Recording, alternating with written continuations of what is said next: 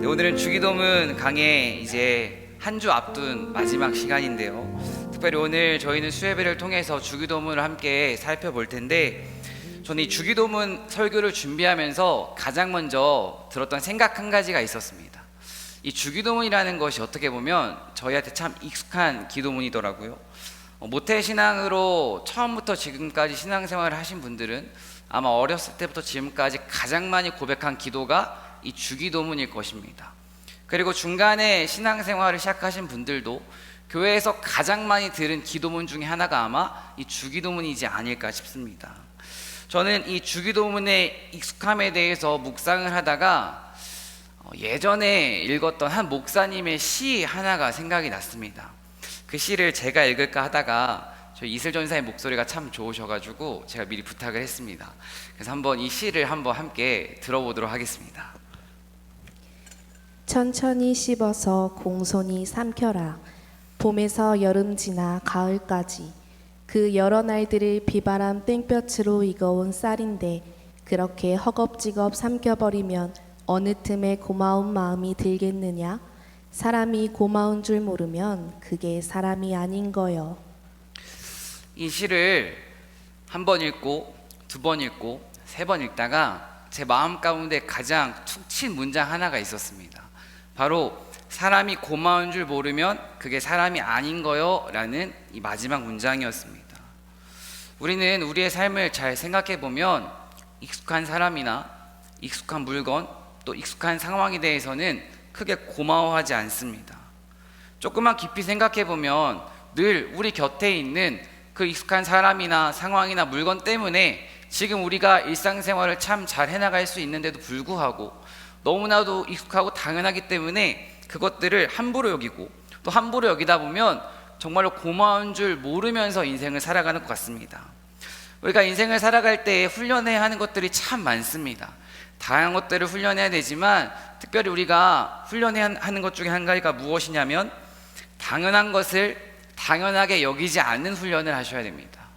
무엇보다 우리 주변에 늘 함께하는 사람들이나 물건에 대해서 때로는 일부러 거리를 두고 낯설게 보는 훈련을 해야 우리는 정말 소중한 것들을 잃어버리지 않고 참된 아름다운 인생을 살아갈 수가 있습니다. 같은 맥락입니다. 이 주기도문은 우리한테 너무나도 익숙합니다. 너무나도 익숙하다 보니까 예배의 마지막에 늘 고백하는 기도다 보니까 때로는 어떠한 의미인지도 모르고 빨리 집에 가고 싶어서 조금 빠르게 이 기도를 고백하기도 하고요. 때로는 아무 생각 없이 너무나도 당연한 기도문이기 때문에 그냥 읊조릴 때가 참 많이 있습니다. 그렇기 때문에 저희는 어떻게 보면 참 좋은 교회라고 생각을 합니다. 저희는 지금 주기도문을 하나하나씩 수요일 저녁마다 하나하나씩 깊이 살펴보고 있습니다. 이것은 어떻게 보면 우리의 신앙생활에 있어서 정말로 중요한 시간입니다. 정말로 우리가 이 주기도문 산상수훈의 핵심이자 산상수훈의 삶을 살아가게 만들어주는 이 주기도문을 한 주 한 주 살펴보고 있는데 이제 다음 주면 마지막입니다. 이제 2주밖에 남지 않았는데 정말로 이 남은 2주 이 주기도문 살펴보는 그 시간을 통해서 우리가 정말로 주기도문을 듣고 끝내는 게 아니라 주기도문의 삶을 우리의 삶 가운데 실천하는 저 여러분 되길 간절히 소망합니다. 오늘 말씀을 이제 한번 나누어 보도록 하겠습니다. 주기도문의 첫 시작이 무엇인지 혹시 알고 계신가요? 주기도문의 첫 시작은 9절 말씀에 보면 너희는 이렇게 기도하라 이렇게 시작이 됩니다. 예수님 저희가 어떻게 기도해야 합니까? 물어보는 제자들에게 그래 너희들에게 내가 기도를 어떻게 해야 되는지 알려줄게 하고 알려주신 기도가 바로 이 주기도문입니다. 주기도문의 첫 시작은 너희는 이렇게 기도하라인데요. 예수님께서는 제자들에게 이 주기도문을 알려주시고 정말로 기도의 삶을 살아가라고 이 기도문을 알려주셨습니다. 특별히 오늘 함께 살펴볼 기도는 이제 주기도문에서 5번째 우리를 시험에 들지 않게 하시고 악에서 구하여 주십시오 라는 기도인데요. 이 본문 말씀을 묵상하다가 이러한 생각을 해보았습니다. 어떻게 보면 이 본문 말씀을 2번 꼬아서 생각을 해보면 우리의 인생 가운데 시험은 늘 찾아오고 악은 늘 가까이에 있기 때문에 예수님께서는 시험에 빠지지 않기를 기도해라, 악에 넘어지지 않기를 기도해라 말씀하신 것은 아닐까라는 생각을 해보았습니다. 그래서 저는 오늘 이 본문 말씀을 이렇게 한번 풀어봤습니다. 인간은 시험에 빠지기 때문에 시험에 들지 않기를 날마다 기도해야 되고, 인간은 악에 넘어가기 쉬운 존재이기 때문에 악에서 구해달라고 날마다 기도해야 된다. 이렇게 이 말씀을 풀어봤습니다. 정말 한번 우리의 오늘 하루만 좀 돌아보길 소망합니다. 오늘 하루의 삶만 인생을 돌아보셨을 때 시험에서 자유로운 사람이 있을까요? 제 오늘 하루를 돌아보더라도 아침에 눈을 떠서 지금까지 제 마음 가운데 어떠한 감정 때문에, 어떠한 사건 때문에 시험에 빠질 뻔한 경험이 몇 번 있었습니다. 마찬가지일 겁니다. 우리가 의식하지 못했을 수도 있지만 우리가 이 땅 가운데에서 살아간다는 것은 늘 우리 옆에 있는 시험이 우리를 잡아먹기를 기다리고 있다는 것을 의미합니다. 한마디로 마귀는 계속해서 우리를 시험에 넘어지게끔, 악에 빠지게끔 계속해서 끊임없이 유혹하고 있습니다. 베드로전서는 이것을 이렇게 풀어주고 있는데요. 베드로전서 5장 8절 말씀입니다. 함께 읽어보도록 하겠습니다. 함께 읽겠습니다. 정신을 차리고 있으십시오. 여러분의 원수 악마가 우는 사자같이 삼킬 자를 찾아 두루 다닙니다.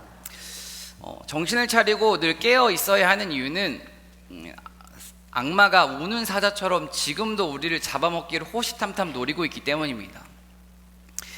최근에 낚시를 한번 다녀왔는데요. 처음이었습니다. 그래서 처음으로 낚시를 어떻게 하는지를 배우고 미끼를 이렇게 찌에 껴서 던져서 한번 물고기를 잡아보려고 했습니다. 결론적으로는 8시간 동안 물고기를 잡지 못했습니다. 그래도 좋은 경험을 했다고 생각을 합니다.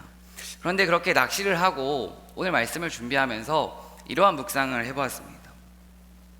물고기를 계속 유혹하는 것은 떡밥입니다. 떡밥이 계속 물고기를 유혹하듯이 어떻게 보면 마귀는 물질, 사람, 관계 이러한 것들로 우리를 잡아먹기 위해서 끊임없이 지금도 우리를 유혹하고 있습니다. 그리고 또 낚시를 하다 보면 물고기가 그 미끼를 살짝 무는 순간 챔질이라고 하더라고요. 저는 경험해보지 못했는데 슉 낚아야지 그 물고기를 확 이렇게 잡을 수 있다고 하더라고요. 이것처럼 마귀가 어떻게 보면 우리가 그 미끼를 살짝이라도 물면 언제든지 우리를 낚아채기 위해서 지금도 호시탐탐 기회를 노리고 있습니다.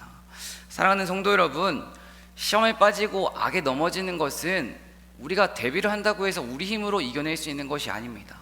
오직 성령의 충만함을 받아서 은혜 안에서, 말씀 안에서 살아갈 때만 우리는 그 유혹 가운데 승리할 수 있는 줄로 믿습니다. 또 한 가지 확실한 것은 시험에 빠지고 악에 넘어지는 것은 순식간에 일어날 수 있는 일이라는 것입니다.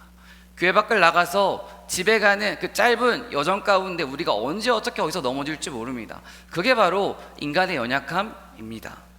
그래서 우리가 중요한 것은 마귀가 우리에게 주는 시험이 무엇인지를 오늘 본문을 통해서 정확하게 살펴보아야 합니다. 적을 알고 나를 알면 전쟁 가운데에서 승리할 수 있습니다. 이것처럼 마귀를 알고 마귀가 주는 시험이 무엇인지를 알고 또 하나님이 그것을 어떻게 마주하고 대응하라고 했는지 이 성경적인 원리를 찾아보면 우리는 그 시험 가운데에서 승리할 수 있습니다. 저는 특별히 오늘 말씀을 통해서 3가지를 살펴볼 건데요. 첫 번째는 시험이란 무엇인가, 이것을 한번 살펴볼 것입니다. 그 두 번째는 시험을 마주하는 성경적인 태도, 성경에서 시험을 어떻게 마주하라고 하는지를 살펴볼 것입니다. 그리고 마지막, 시험에서 승리할 수 있는 성경적인 원리, 사람의 원리가 아니라 이 성경 본문 가운데에서 시험을 어떻게 해야 이길 수 있는지를 말하고 있는지를 한번 함께 살펴보도록 하겠습니다. 첫 번째, 시험이란 무엇인가입니다. 선민 간사님이 위에 계시군요. 위에 계신데요. 예를 들어서 선민 간사님이 저에게 갑자기 찾아와서 목사님 때문에 제가 시험에 들었어요 라고 말을 한다면 그 시험은 하나님이 주시는 시험도 아니고 마귀가 주는 유혹도 아니고 인간이 주는 상처입니다. 근데 우리가 교회 안에서 흔히 오용할 수 있는 말 중에 한 가지가 이 시험에 들었다는 말입니다. 우리는 흔히 이 시험에 들었다는 말을 누구에게 상처받았습니다 와 동일하게 때로 여길 때가 있습니다. 하지만 성경을 살펴보면 상처받았다는 것은 성경에서 말하는 그 시험의 정의와는 거리가 좀 멉니다. 성경에서 말하는 시험은 크게 2가지로 정리해 볼 수가 있는데요. 첫 번째는 하나님이 주시는 시험입니다. 바로 이건 테스트입니다.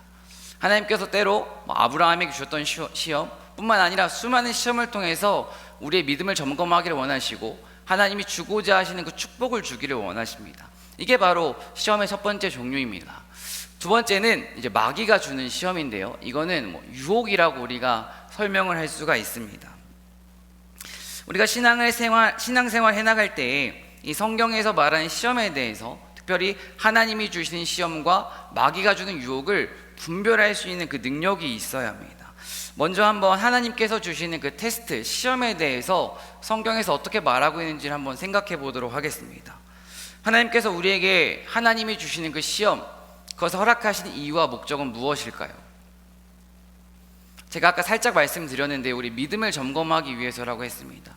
저는 이거를 우리가 가장 잘 알고 있는 본문 말씀 창세기 22장 아브라함 본문을 통해서 하나님이 우리에게 주시고자 하는 그 시험이 무엇인지를 잘 생각해 볼 수 있다고 생각을 합니다. 창세기 22장 1절 말씀을 함께 읽어보도록 하겠습니다. 함께 읽겠습니다. 이런 일이 있은 지 얼마 뒤에 하나님이 아브라함을 시험해 보시려고 그를 부르셨다. 아브라함아 하고 부르시니 아브라함은 이에 여기에 있습니다 하고 대답하였다. 아멘. 하나님께서 아브라함을 부르십니다. 아브라함을 부르시는 이유가 무엇입니까? 시험하기 위해서 불렀다고 성경 가운데 기록되어 있습니다. 그렇다면 하나님의 그 시험이 무엇인지 우리는 이미 잘 알고 있습니다. 아들 이삭을 바치라는 그 시험을 하나님께서 지금 허락하셨습니다. 아브라함은 이 시험을 어떻게 통과했습니까? 믿음의 순종을 통해서 하나님의 테스트를 통과했습니다. 그렇게 하나님의 시험을 통과하자 하나님께서는 아브라함을 복의 통로로 정말 사용하셨습니다. 복의 통로로 그냥 사용하신 것이 아니라 그 과정 가운데 하나님의 테스트를 통과했기 때문에 아브라함은 정말 하나님이 약속하신 축복의 통로로 쓰임받을 수 있었던 것입니다. 그렇다면 우린 이 아브라함의 시험을 통해서 어떠한 것을 깨달을 수 있을까요? 아브라함은 하나님이 주시는 그 시험을 통해서 첫 번째로는 자신의 믿음의 수준에 대해서 깨달았을 것입니다. 다른 누군가가 나를 보는 신앙의 평가가 아니라 나 스스로가 정말 하나님과 나 단 둘의 사이 가운데에서 내가 어느 정도 믿음이 있는지를 이 순종의 행동을 통해서 스스로 깨달았을 것입니다. 그래도 내가 결정적으로는 마지막에는 그래도 하나님의 말씀이니까 순종하는구나를 아브라함은 이 사건을 통해서 스스로 깨달았습니다. 또 한 가지 아브라함이 깨달은 것은 내가 정말 하나님과의 관계가 먼 게 아니라 가깝구나를 이 시험을 통해서 깨달았을 것입니다. 하나님도 마찬가지십니다. 하나님이 아브라함에게 무모할 수 있는 시험을 요구하셨고 정말 아브라함은 순종을 통해서 그 시험을 통과했습니다. 이것을 통해서 하나님도 아브라함이 정말로 나와 관계가 깊구나, 나를 사랑하는구나, 나를 신뢰하는구나, 나를 믿는구나를 깨달으실 수 있었을 것입니다. 이것을 한번 우리 중고등부 친구들에게 적용을 해볼까요? 우리 중고등부 친구들 또 청년들은 시험을 봅니다. 중간고사와 기말고사를 늘 보며 살아갑니다. 중간고사와 기말고사를 보는 이유가 무엇일까요? 대학에 가기 위해서 보는 게 절대 아닙니다. 어떻게 보면 선생님의 입장에서는 내가 아이들을 잘 가르쳤을까? 선생님들의 입장에서는 아이들을 힘들게 하기 위해서 시험을 보는 게 아닙니다. 그래도 내가 나름대로 아이들에게 열심히 가르쳤는데 이쪽 반의 평균은 지난 학기에 비해서 얼마나 올랐을까? 이쪽 반이 지난 학기에는 많이 힘들어했는데 이번에는 좀 얼마나 올랐을까? 내가 잘 가르쳤을까? 그 시험의 결과를 통해서 선생님도 자신의 수준을 평가할 수 있을 것입니다. 또 학생들의 입장에서도 내가 정말로 공부를 열심히 했나? 공부를 하나도 안 했는데 100점을 맞았으면 그 친구는 평상시에 공부를 열심히 한 것입니다. 공부를 정말 열심히 했는데 늘 독서실에 갔는데 40점을 맞았으면 그 친구는 아직은 공부를 하지 않은 것입니다. 시험을 통해서 우리는 내 수준과 내 위치를 정확하게 파악할 수 있습니다. 하나님께서 우리에게 시험을 허락하시는 이유는 하나님과 나 사이의 관계를, 그 수준을 점검하기 위해서 하나님이 우리에게 시험을 허락하시는 것입니다. 그렇다고 하나님께서 우리의 점수가 낮다고 우리에게 혼을 내시는 분은 아닙니다.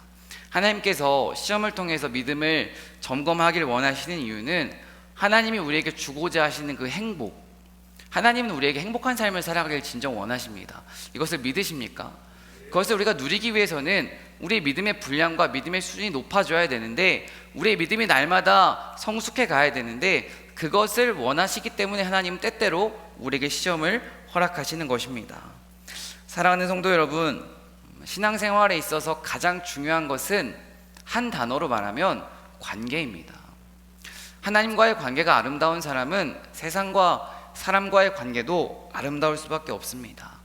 하나님과의 관계가 깊은 사람만이, 삶의 우선순위가 하나님으로 분명한 그 사람만이 정말로 어떠한 시험 가운데에서도 넉넉히 승리하는 인생을 살아갈 수 있습니다. 정말로 하나님과의 관계를 늘 점검하고 하나님과의 관계가 깊어서 시험 가운데서 승리하는 저 여러분 되길 간절히 소망합니다.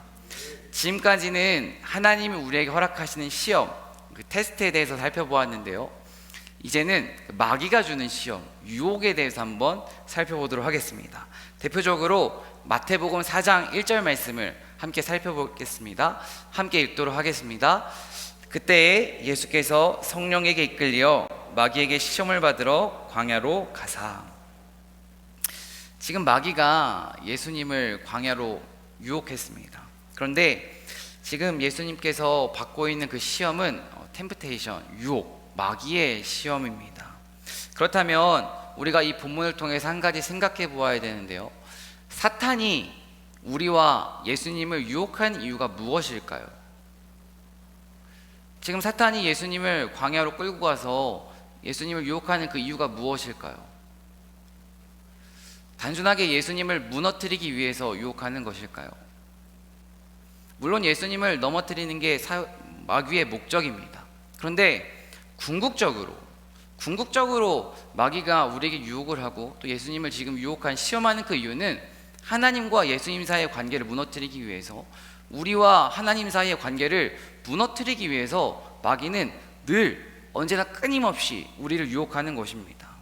조금 더 구체적으로 말해보자면 아까 하나님의 그 시험은 물질의 시험, 건강의 시험, 관계의 시험, 그 다양한 시험을 통해서 우리의 믿음을 점검하고 우리의 신앙을 더욱 단단하게 해주는 것이 하나님의 시험이라면, 반대로 이 마귀의 시험, 마귀의 유혹은 물질, 건강, 관계, 그 다양한 마귀의 유혹을 통해서 삶의 우선순위를 엉망으로 만들고 삶의 질서를 무너뜨리고 궁극적으로 결론적으로 하나님과의 관계를 무너뜨리는 것이 바로 이 사단의 유혹의 목적입니다.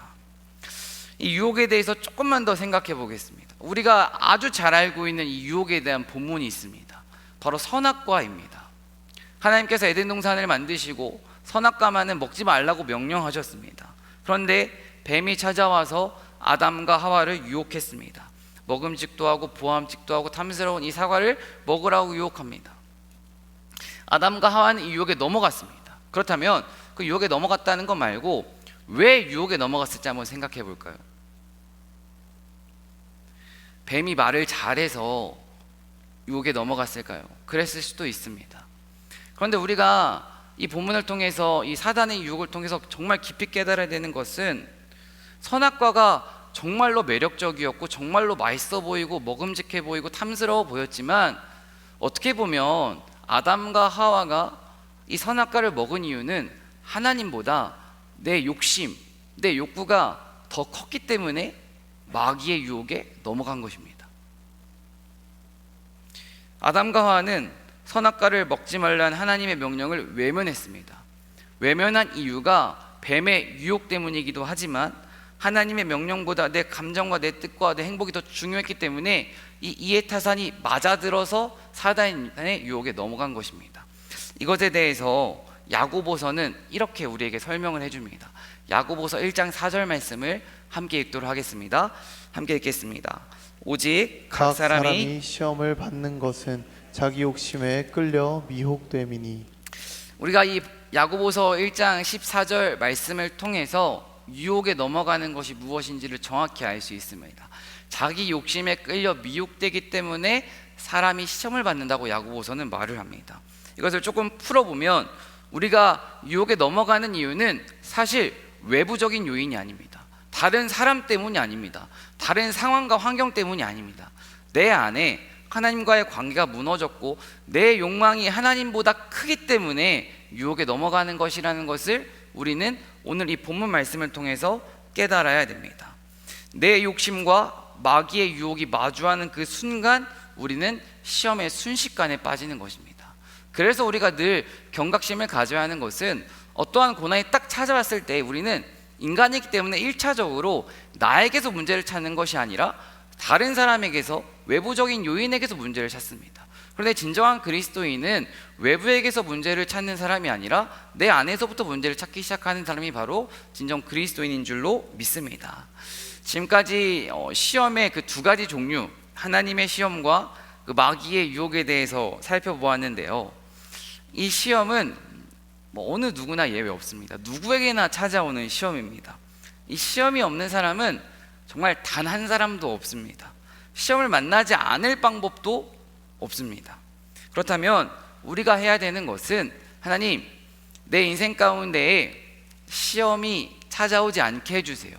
지금 찾아온 이 고난을 잘 피해가게 해주세요 기도하는 것이 아니라, 하나님, 제가 이 시험을 통해서 내 믿음을 돌아보고 결국 하나님과의 관계가 더 깊어지게 해주세요가 바로 진정 하나님께서 우리에게 원하시는 성경적인 기도입니다.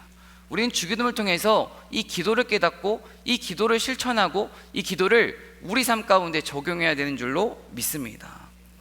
문제에 대한 반응을 보면 그 사람이 어떤 사람인지를 알 수 있습니다. 작은 문제도 크게 좀 이렇게 호들갑을 떠는 사람들이 있습니다. 큰 문제도 담담하게 지혜롭게 해결하는 사람들이 있습니다. 어떻게 보면 그 문제에 대해 반응하는 그 모습이 그 사람의 수준일 수도 있습니다. 신앙도 마찬가지라고 생각을 합니다. 어떠한 고난과 시험이 찾아왔을 때 내가 어떻게 반응하는가, 가장 먼저 전화기를 들고 가장 친한 집사님에게 전화를 걸어서 내가 지금 이러한 일이 있습니다 라고 말을 하는가, 아니면 전화기를 찾아가는 것이 아니라 하나님 앞으로 찾아가서 기도하는가. 너무나도 단순해 보이지만 어떻게 보면 이 모습이 하나님 앞에서 정직한 우리의 신앙의 모습일 수도 있습니다. 오늘 이 말씀을 통해서 지금 나는 어떠한 믿음의 수준을 가지고 있지, 고난에 어떻게 반응하고 있지 스스로 돌아보시고 하나님도 사랑하는 것이 아니라 하나님만 사랑하는 저 여러분 되길 간절히 소망합니다. 두 번째로는 시험을 마주하는 바른 태도에 대해서 한번 살펴보도록 하겠습니다. 야고보서 1장 말씀을 보면 이제 시험과 인내에 대해서 잘 기록이 되어 있는데요. 야고보서 1장 12절 말씀을 함께 읽어보도록 하겠습니다. 함께 읽겠습니다. 시험을 견디어내는 사람은 복이 있습니다. 그 사람은 그의 참됨이 입증되어서 생명의 면류관을 받을 것이기 때문입니다. 그것은 하나님을 사랑하는 사람들에게 약속된 것입니다. 아멘. 아멘. 야고보서 1장 12절 말씀에 시험을 견디어내는 사람은 복이 있다고 기록되어 있는데요. 여기서 견디어낸다는 것은 인내라고 생각하시면 됩니다. 시험이 찾아오면 우리는 인내하고 견뎌낼 수 있습니다. 그런데 인내는 그냥 꾹 참는 것이 아닙니다. 말씀 붙잡고 꾹 참는 것이 진정한 인내입니다. 우리가 인생을 살아갈 때 고난이 찾아옵니다. 고난이 찾아왔을 때 모르겠다, 어떻게든 되겠지, 이게 아니라 하나님이 나에게 주시는 그 말씀을 붙잡고 하나님께서 일하실 것을 기대하면서 기도하면서 기다리는 것, 그 인내를 진정 실천하는 사람에게 하나님께서는 생명의 면류관 허락하신다고 야고보서 말씀 가운데 기록이 되어 있습니다. 이것과 반대되는 말씀을 한번 읽어보겠습니다. 야고보서 1장 15절 말씀입니다. 함께 읽겠습니다. 욕심이 잉태한 즉 죄를 낳고 죄가 장성한 즉 사망을 낳느니라. 아멘. 나중에 집에 돌아가셔서 야고보서 1장 말씀을 전체적으로 읽어보시면 참 좋을 것 같습니다. 간단하게 생각해 보았을 때 야고보서 1장 15절 말씀은 시험 때문에 죄가 찾아오고 죄 때문에 사망으로 이어진다고 우리에게 말을 하는 것입니다. 이것을 표로 정리해 보면 이렇게 정리할 수 있습니다. 시험이 찾아왔을 때 누군가는 인내하고 그 인내를 통해서 믿음이 성숙하고 그 믿음의 성숙을 통해서 생명의 면류관 없습니다. 반대되는 사람, 시험이 찾아왔을 때 누군가는 욕심이 찾아와서 그 욕심이 잉태하고 그 욕심 때문에 죄가 생기고 그 죄 때문에 사망의 길로 들어갑니다. 시험에 반응하는 두 가지 종류를 한번 우리가 나누어 볼 수 있습니다. 이것은 제가 말하는 게 아니라 성경에서 우리에게 말해주는 내용입니다. 시험을 통해서 생명의 길로 가는 사람이 있고 또 시험 때문에 죽음의 길로 가는 사람이 있습니다. 그렇다면 나는 지금 시험 때문에 생명의 길로 가고 있습니까? 죽음의 길로 가고 있습니까? 이것을 우리는 오늘 주기도 말씀을 통해서 스스로에게 질문해 보아야 합니다. 이 시험을 마주하는 그 태도에 대해서, 자세에 대해서 묵상을 하다가 우리가 지금 사도행전 말씀을 큐티로 묵상하고 있는데요, 월요일 말씀과 화요일 말씀이 생각이 났습니다. 사도행전 6장 말씀이 이제 월화 본문이었는데요, 특별히 사도행전 6장 1절과 7절 말씀을 보면 초대교회 안에서 문제가 발생했습니다. 제자들이 많이 발생하자 이제 초대교회가 많이 부흥했습니다. 사람들이 많이 몰리기 시작했습니다. 그러다 보니까 그 안에서 내적인 갈등이 생겼습니다. 그런데 결론만 말씀드리면 그 내적인 갈등이 잘 해결되어서 7절 말씀을 보면 하나님의 말씀이 점점 왕성해졌고 더 부흥했다고 사도행전 우리에게 말을 해줍니다. 그렇다면 우리가 이것을 통해서 이 시험과 한번 같이 연관시켜서 생각해 볼 필요가 있습니다. 지금 초대교회 안에 문제가 발생했습니다. 문제가 발생하자 초대교회를 담당하고 있는 사도들, 지금 우리 교회로 생각하면 사역자분들과 장로님들이겠죠. 사역자들과 장로님들께서 교회에 큰 문제가 발생했을 때에 어떻게 마주했냐, 어떻게 할지 우왕좌왕 그렇게 하는 것이 아니라 그들은 그 문제의 원인을 외부에서 찾는 것이 아니라 내 탓이다 라고 말을 합니다. 사도행전 6장 본문을 살펴보면 사도들이 문제의 원인을 자기 자신들에게서 찾는데요, 이렇게 말을 합니다. 우리가 하나님의 말씀을 제쳐놓고 사람들을 접대하기를 힘썼다. 그렇기 때문에 지금 교회 안에 문제가 생겼다, 이렇게 고백을 합니다. 그들이 자기 자신의 모습을 말씀 앞에 정직히 비춰보고 문제의 원인을 자신들에게서 찾자 어떻게 보면 그 문제가 자연스럽게 하나님의 은혜로 해결됐고, 그리고 그 교회 가운데 또 다른 부흥을 하나님께서 허락해 주셨습니다. 사랑하는 성도 여러분, 고난이 찾아왔을 때, 시험이 찾아왔을 때 가장 경계해야 되는 것은 다른 사람에게 시선을 향하는 것입니다.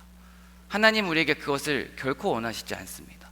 시험이 찾아왔을 때 우리는 인간이기 때문에 본능적으로 다른 사람을 쳐다보기가, 상황을 바라보기가 참 쉽습니다. 하지만 성경을 살펴보면 언제나 말씀 앞에 나를 먼저 비춰보고 내가 먼저 회개해야 부흥은 시작되는 줄로 믿습니다. 그 은혜가 우리 가운데 가득하길 소망합니다. 사도들은 시험을 회피하지도 않았고 외면하지도 않았습니다. 그 시험을 정직하게 마주했고 자신들의 모습을 정직하게 살펴봤고 인정했고 회개했습니다. 그때 부흥이 시작되었습니다. 반대로 종교 지도자들은 스데반과 갈등이 이 사도행전 6장 가운데에서 일어나는데요, 사도행전 6장 가운데에서 종교 지도자들과 스데반이 갈등이 일어나자 이 종교 지도자들은 어떠한 방법을 택하냐면 자신들의 모습을 돌아보는 것이 아니라 자신들의 힘을 사용하고 사람들을 선동하고 어떻게 보면 그 스데반을 잡아서 가둡니다.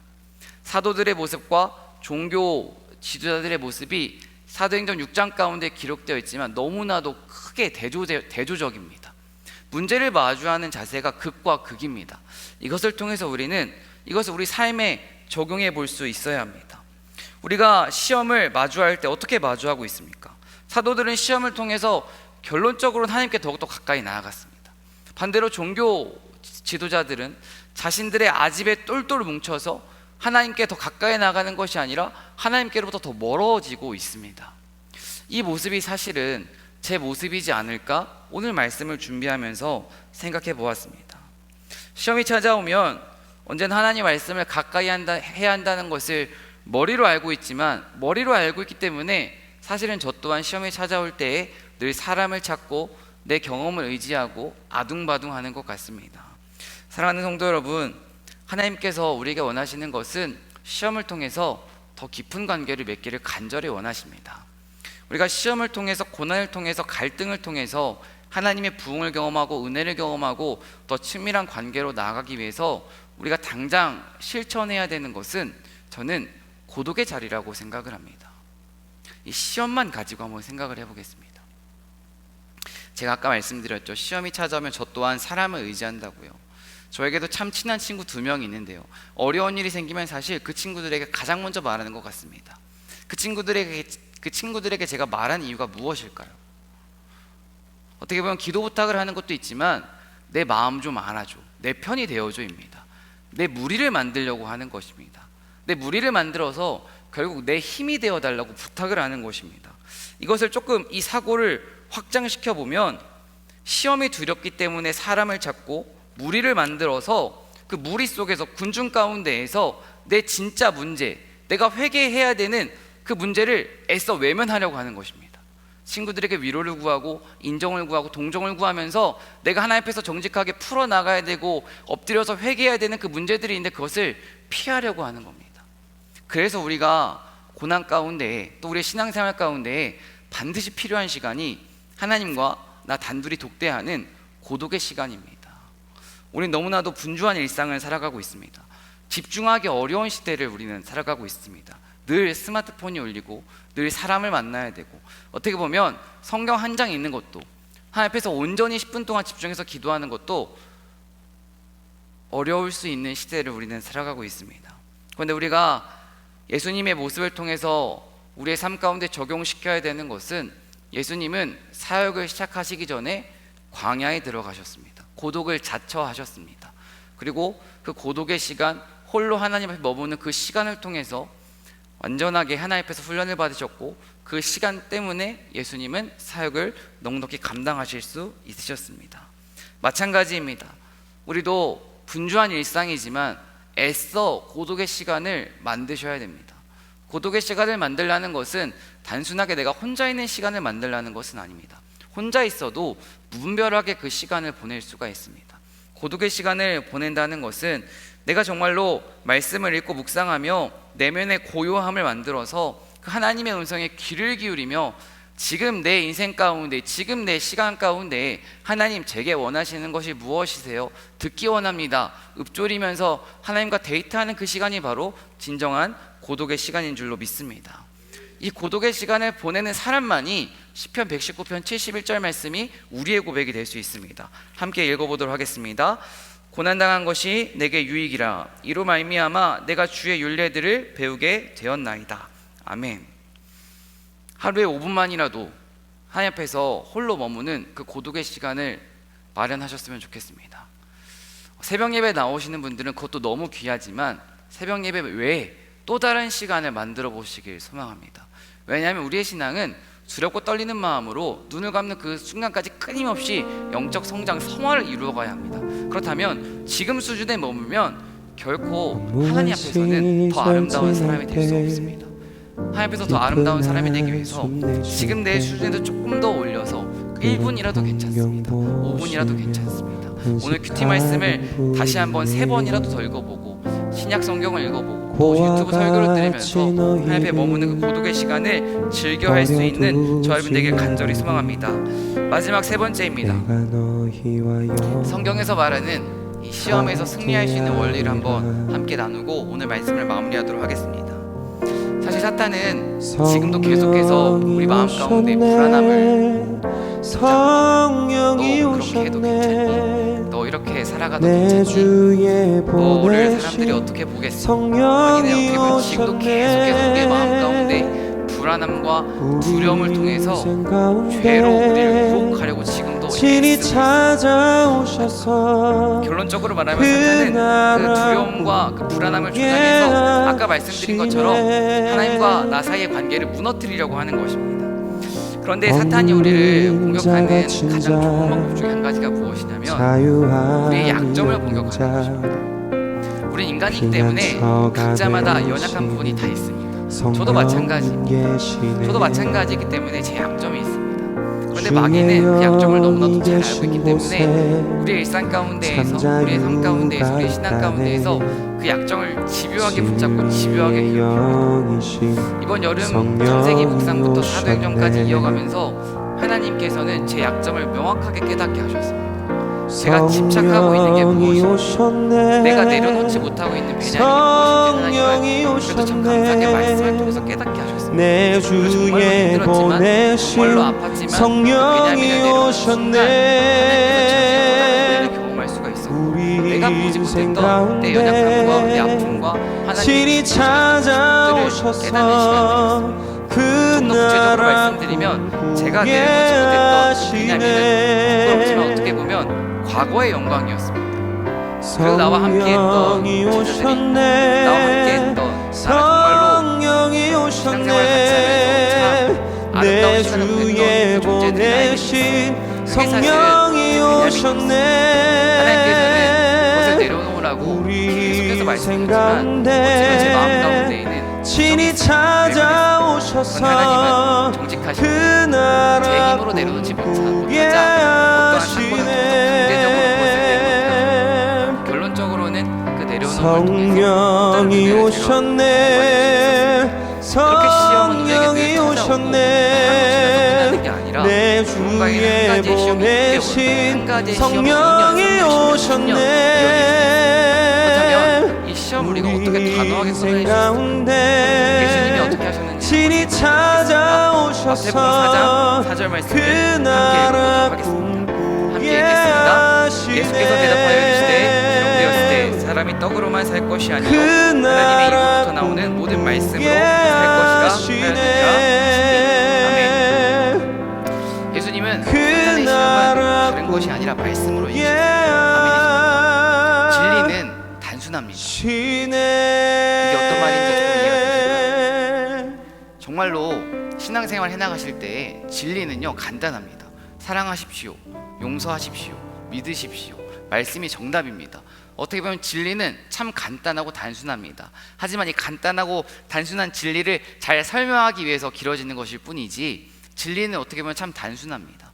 하나님은 예수님께서는 사탄의 유혹을 하나님의 말씀으로 이기셨습니다.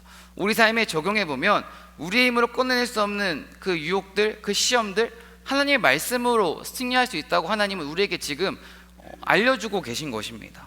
그렇다면 우리가 그 하나님의 말씀으로 승리하기 위해서는 무엇을 해야 될까요? 설교를 듣는 것으로는 안 됩니다. 내가 직접 하나님의 말씀을 읽고 또 읽고 생각하고 고민하고 질문하고 묵상하면서 그 말씀이 내 안에 체득되어서 내 삶에 작동되는 것까지 이어져야 우리는 진짜로 사탄과의 싸움 가운데서 승리할 수 있는 것입니다. 우리가 사탄과의 싸움 가운데 늘 패배하고 있다면 말씀이 머리에만 머물고 있진 않은지 정말 말씀이 내 삶 가운데 작동하고 있는가 질문해 보셔야 됩니다. 이 작동이라는 단어가 조금 어색하실 수도 있지만 어떻게 보면 말씀이 정말 마음 가운데 새겨져 있는 사람은 유혹이 찾아왔을 때, 갈등이 찾아왔을 때 바로 선포할 수 있는 그 말씀이 내 마음 가운데 있을 것입니다. 그 말씀이 없다면 우리는 사실은 너무나도 연약할 수밖에 없습니다. 우리의 힘으로는 결코 마귀와의 싸움 가운데에서 승리할 수 없기 때문입니다.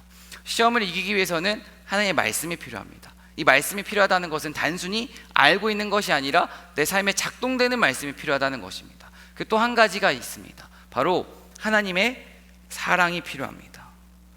우리는 예수님의 고난을 잘 알고 있습니다. 지금 마귀에게 받는 이 유혹을 살펴보았는데요, 사실 예수님에게 있어서 이 유혹은 그리 큰 시험은 아니었을 것 같습니다. 예수님의 입장에서 진짜 큰 시험은 무엇이었을까요? 십자가이지 않으셨을까요? 예수님의 입장에서 그 십자가는 하나님께 버림받는 사건입니다. 동물들도 버림받으면 참 아파하는데, 사람들도 버림받으면, 친구 관계 가운데도 버림받으면 참 아픈데, 하나님께 버림받았다는 그 상처가 예수님의 입장에서는 얼마나 괴로우셨을까요? 마음이 넓고 참 많은 사역을 행하셨고 말씀대로 살아가셨던 그 예수님께서 십자가를 앞두시고 이 잔만은 내게서 옮길 수 있으면 옮기게 해주세요라고 하나님께 부탁을 하십니다. 이것을 통해서 우리가 알 수 있는 것은 예수님도 진짜 힘드셨구나, 진짜 피하고 싶으셨구나, 진짜 버림받은 기억이 아프셨구나, 이것까지 우리가 묵상해 볼 수 있어야 합니다. 그런데요, 예수님께서는 결국에는 그 십자가에서 승리하셨습니다. 어떻게 승리하셨을까요? 지금 내가 죽어도 하나님께서 나를 통해 일하실 것을 신뢰했기 때문에, 내가 죽어야만 살 수 있기 때문에, 그 진리를 믿고 확신하고 신뢰했기 때문에 내가 진짜 아프지만 그 사명을 끝까지 감당할 수 있었던 것입니다. 그리고 그 십자가의 사랑 때문에 우리는 하나님과 우리 사이의 관계가 결코 다른 어떤 것으로도 끊어질 수 없는 그 축복을 선물 받았습니다. 그게 바로 로마서 8장 37절부터 39절까지의 말씀입니다. 이 말씀을 한번 정말 예수님의 십자가를 생각하시면서 한번 고백해 보도록 하겠습니다. 37절부터 읽어보도록 하겠습니다. 함께 읽겠습니다. 그러나 우리는 이 모든 일에서 우리를 사랑하여 주신 그분을 힘입어서 이기고도 남습니다.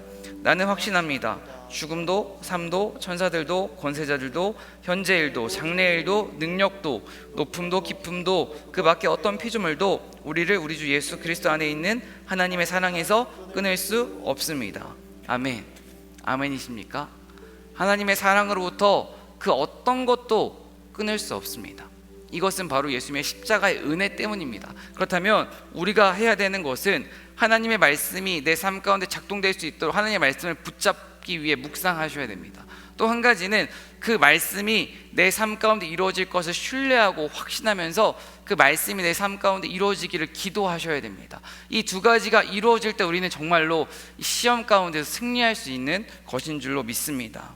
하나님의 사랑과 하나님의 말씀을 기억하는 사람은 어떠한 고난과 역경과 상처와 좌절과 아픔도 내 힘이 아니라 예수님과 함께 이겨나갈 수 있습니다. 오늘 말씀을 마무리하겠습니다.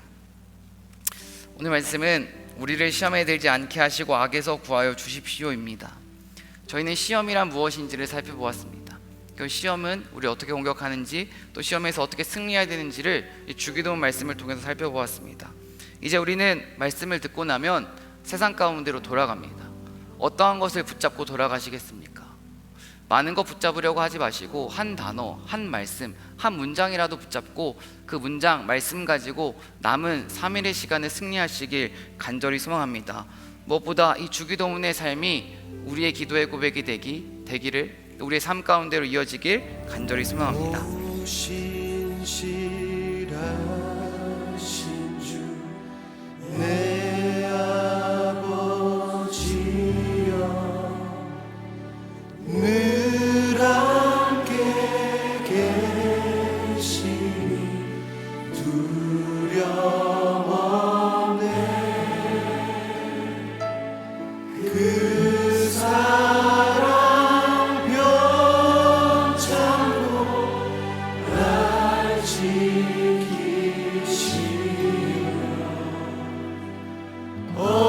어제나 오늘이 한결같네. 오 신실하신 주님, 오 신실하신 주, 오 신실하신 주, 날마다 자비를 베푸시며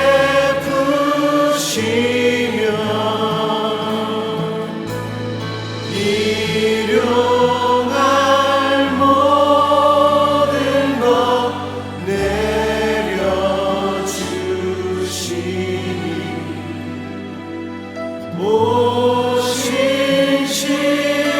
신실하신 주 나의. 다시 한번 오 신실하신 주님, 오 신실하신 주, 오 신실하신